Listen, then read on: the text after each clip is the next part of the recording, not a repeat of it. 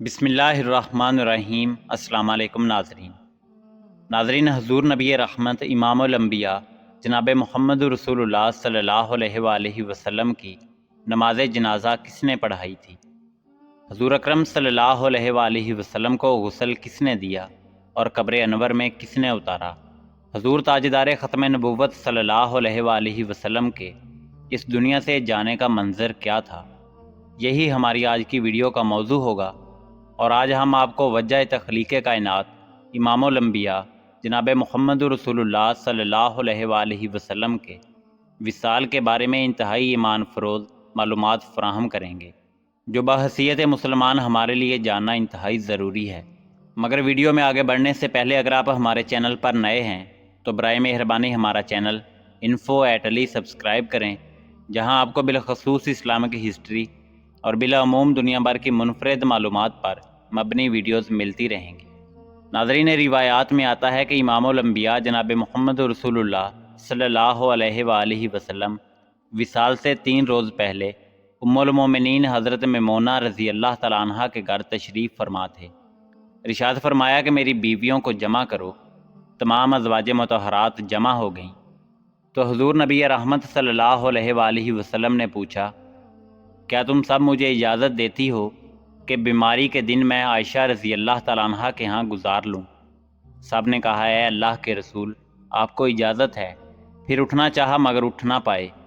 حضرت علی کرم اللہ وجہ الکریم اور حضرت فضل ابن عباس رضی اللہ تعالیٰ عنہ آگے بڑھے اور نبی علیہ السلام کو سہارے سے اٹھا کر سیدہ میمونہ رضی اللہ تعالیٰ عنہ کے حجرے سے سیدہ عائشہ رضی اللہ تعالیٰ عنہ کے حجرے کی طرف لے جانے لگے۔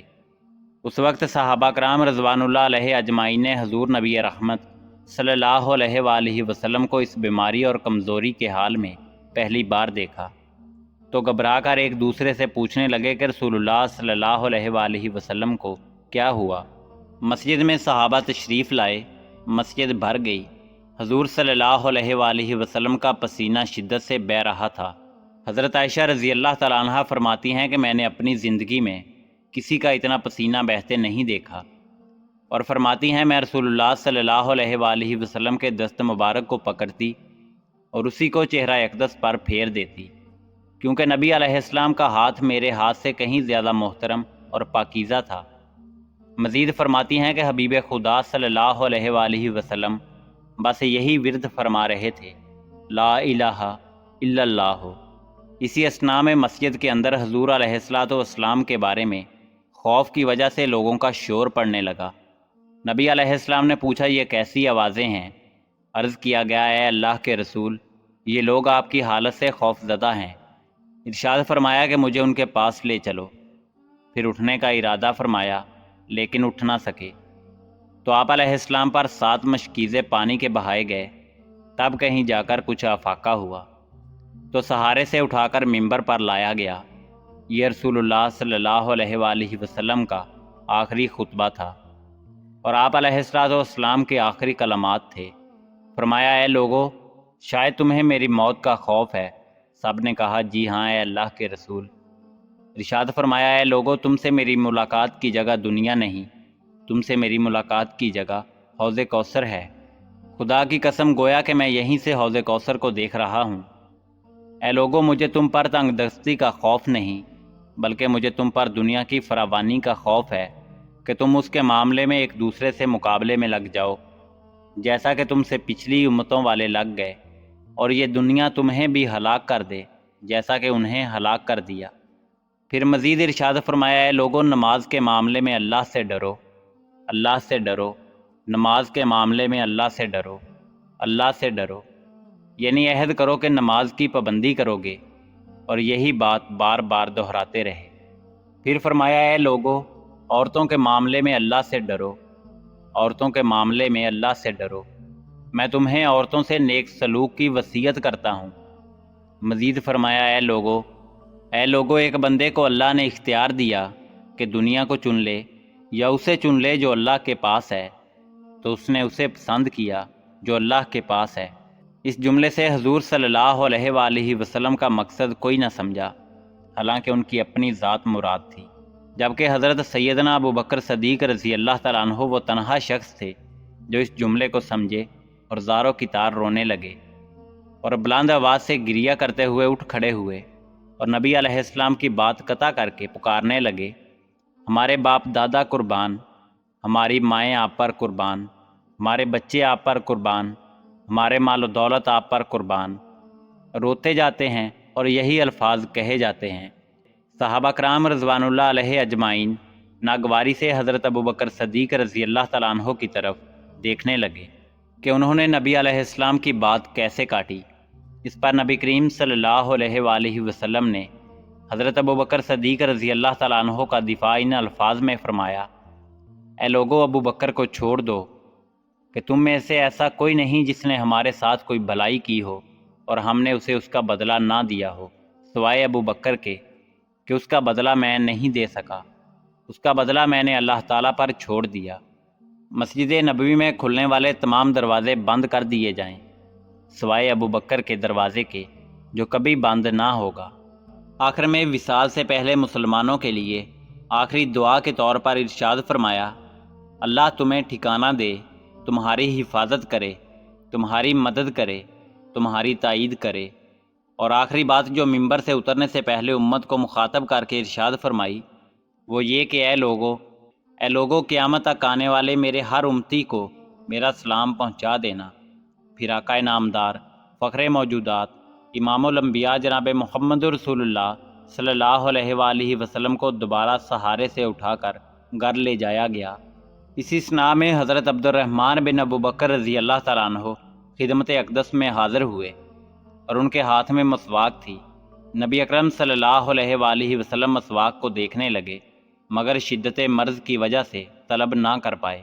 سیدہ عائشہ رضی اللہ تعالیٰ عنہ حضور اکرم صلی اللہ علیہ وآلہ وسلم کے دیکھنے سے سمجھ گئیں اور انہوں نے حضرت عبد الرحمن رضی اللہ تعالیٰ عنہ سے مسواک لے کر نبی علیہ السلام کے دہن مبارک میں رکھ دی، لیکن حضور صلی اللہ علیہ وآلہ وسلم اسے استعمال نہ کر پائے۔ تو سیدہ عائشہ رضی اللہ تعالیٰ عنہ نے حضور اکرم صلی اللہ علیہ وآلہ وسلم سے مسواک لے کر اپنے منہ میں نرم کی اور پھر حضور صلی اللہ علیہ وآلہ وسلم کے منہ میں رکھی تاکہ دہن مبارک اس سے تر رہیں۔ فرماتی ہیں آخری چیز جو نبی کریم صلی اللہ علیہ وآلہ وسلم کے پیٹ میں گئی وہ میرا لعاب تھا، اور یہ اللہ کا مجھ پر فضل ہی تھا کہ اس نے وصال سے قبل میرا اور نبی کریم صلی اللہ علیہ وآلہ وسلم کا لعاب دہن یکجا کر دیا۔ ام المومنین حضرت عائشہ صدیقہ رضی اللہ تعالیٰ عنہ مزید ارشاد فرماتی ہیں، پھر آپ صلی اللہ علیہ وآلہ وسلم کی پیاری بیٹی سیدہ طیبہ حضرت فاطمہ الزہرا سلام اللہ علیہ تشریف لائیں اور آتے ہی رو پڑی کہ نبی کریم صلی اللہ علیہ وآلہ وسلم اٹھ نہ سکے، کیونکہ نبی کریم صلی اللہ علیہ وآلہ وسلم کا معمول تھا کہ جب بھی فاطمہ رضی اللہ تعالیٰ عنہا تشریف لاتی حضور کھڑے ہو کر ان کے ماتھے پر بوسہ دیتے۔ حضور نے فرمایا اے فاطمہ قریب آ جاؤ۔ پھر حضور صلی اللہ علیہ وآلہ وسلم نے ان کے کان میں کوئی بات کہی تو حضرت فاطمہ اور زیادہ رونے لگی۔ انہیں اس طرح روتا دیکھ کر حضور نے پھر فرمایا اے فاطمہ قریب آؤ۔ دوبارہ ان کے کان میں کوئی بات ارشاد فرمائی تو وہ خوش ہونے لگی۔ حضور صلی اللہ علیہ وآلہ وسلم کے وصال کے بعد میں نے سیدہ فاطمہ رضی اللہ تعالیٰ عنہا سے پوچھا کہ وہ کیا بات تھی جس پر روئیں اور پھر خوشی کا اظہار کیا۔ سیدہ فرمانے لگیں کہ پہلی بار جب میں قریب ہوئی تو فرمایا فاطمہ میں آج رات اس دنیا سے کوچ کرنے والا ہوں، جس پر میں رو پڑی۔ جب انہوں نے مجھے بے تحاشا روتے دیکھا تو فرمانے لگے فاطمہ میرے اہل خانہ میں سے سب سے پہلے تم مجھ سے ملاقات کرو گی، جس پر میں خوش ہو گئی۔ سیدہ عائشہ رضی اللہ تعالیٰ عنہ فرماتی ہیں پھر حضور صلی اللہ علیہ وآلہ وسلم نے سب کو گھر سے باہر جانے کا حکم دے کر مجھے فرمایا عائشہ میرے قریب آ جاؤ۔ حضور صلی اللہ علیہ وآلہ وسلم نے اپنی زوجہ مطہرہ کے سینے پر ٹیک لگائی اور ہاتھ آسمان کی طرف بلند کر کے فرمانے لگے مجھے وہ اعلیٰ و عمدہ رفاقت پسند ہے، میں اللہ کی، انبیاء کی، صدیقین کی، شہداء اور صالحین کی رفاقت کو اختیار کرتا ہوں۔ سیدہ عائشہ رضی اللہ تعالیٰ عنہ فرماتی ہیں میں سمجھ گئی کہ انہوں نے آخرت کو چن لیا ہے۔ حضرت جبرائیل امین علیہ السلام خدمت اقدس میں حاضر ہو کر فرمانے لگے یا رسول اللہ ملک الموت دروازے پر کھڑے ہیں، شرف باریابی چاہتے ہیں۔ آپ سے پہلے انہوں نے کسی سے اجازت نہیں مانگی۔ آپ نے فرمایا جبرائیل اسے آنے دو۔ ملک الموت نبی کریم صلی اللہ علیہ وآلہ وسلم کے گھر میں داخل ہوئے اور کہا السلام علیکہ یا رسول اللہ، مجھے اللہ نے آپ کی چاہت جاننے کے لیے بھیجا ہے کہ آپ دنیا میں ہی رہنا چاہتے ہیں یا اللہ سبحانہ و تعالیٰ کے پاس جانا پسند کرتے ہیں۔ فرمایا مجھے اعلیٰ و عمدہ رفاقت پسند ہے۔ ملک الموت حضور علیہ السلام کے سرہانے کھڑے ہوئے اور کہنے لگے، اے پاکیزہ روح، اے محمد بن عبداللہ کی روح، اللہ کی خوشنودی اور رضا کی طرف روانہ ہو، راضی ہو جانے والے پروردگار کی طرف جو غضبناک نہیں۔ سیدہ فرماتی ہیں پھر نبی کریم صلی اللہ علیہ وآلہ وسلم کا ہاتھ نیچے گرا اور سر انور میرے سینے پر بھاری ہو گیا۔ میں سمجھ گئی کہ حضور صلی اللہ علیہ وآلہ وسلم کا وصال ہو گیا۔ مجھے اور کچھ سمجھ نہیں آیا، سو میں اپنے حجرے سے نکلی اور مسجد کی طرف دوڑی اور رسول اللہ کا وصال ہو گیا پکارنے لگی، اور رسول اللہ کا وصال ہو گیا۔ مسجد آہوں سے گونجنے لگی۔